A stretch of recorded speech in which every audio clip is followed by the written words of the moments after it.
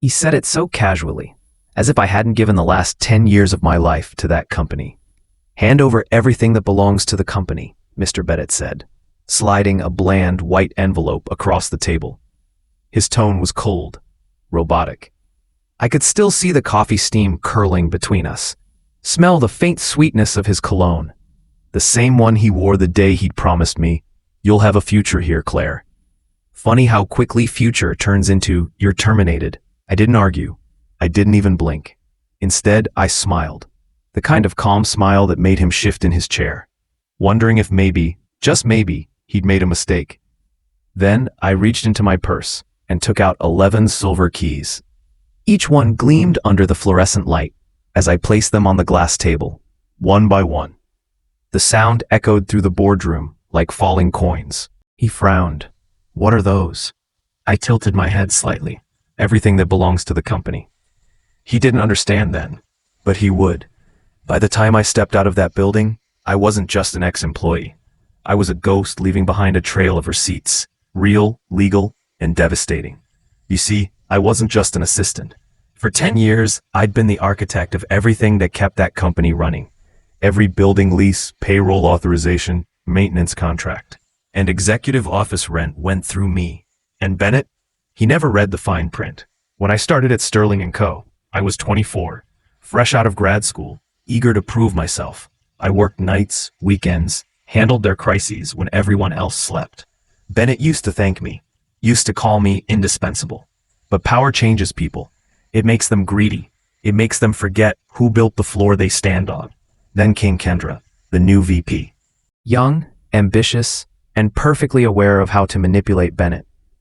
Within weeks, she was whispering things about me.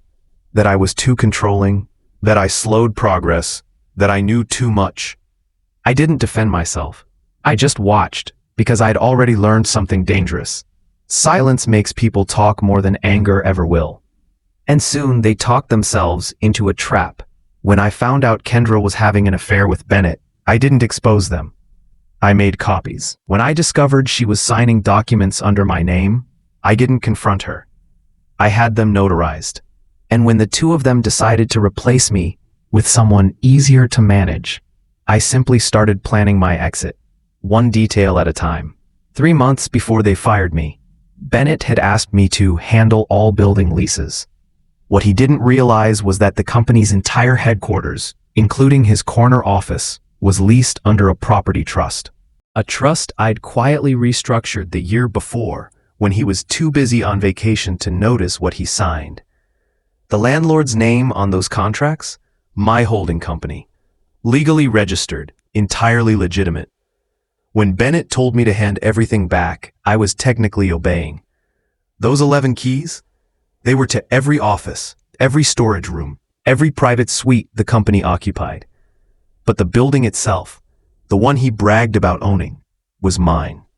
An hour later, as I sat in a cafe across the street, my phone buzzed. His name flashed across the screen. I let it ring twice before answering. "Claire?" His voice was tight, shaking. "Why is there an eviction notice taped to my office door?" I sipped my coffee. "Oh, that? Company property, remember? I'm reclaiming it." He started shouting, something about lawyers, contracts, ownership. I let him rant until he ran out of breath. Then I said quietly, "You should read the documents you sign, Bennett, especially the ones prepared by the people you fire." Silence.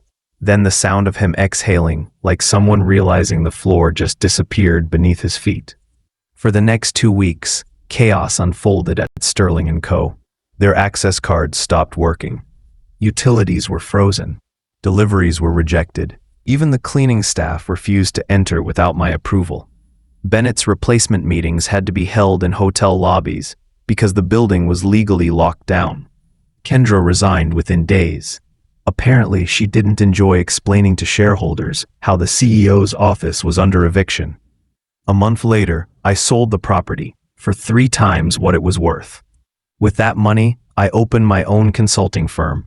Within 6 months, half of Sterling & Co.'s best clients had quietly switched to me. They said they preferred someone who actually read the fine print.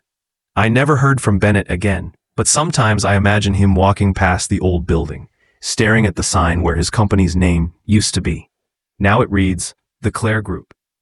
And every time someone asks how I built my empire, I smile and say the same thing, by returning everything that belonged to the company.